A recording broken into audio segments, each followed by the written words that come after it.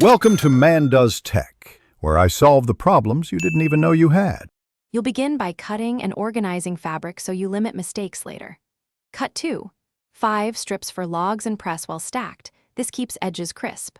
Once done, cut a 4. 5 center square and mark seam lines lightly. This becomes your anchor. Make sure to set your machine to a 1/4 inch seam allowance and test on scraps.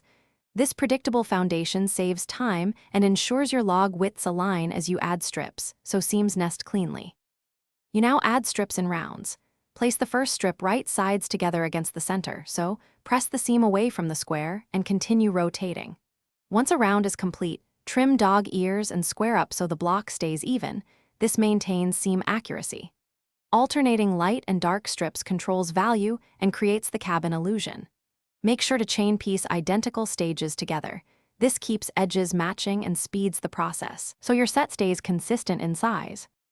Finish by squaring the completed log cabin to the intended measurement, commonly 12/5 for a 12 finished block, and trim evenly.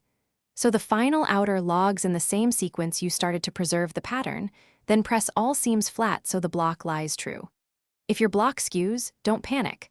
Unpick the last problematic seam, realign using a pin at the seam line, and resew slowly. This correction restores corner points and keeps your block square without sacrificing.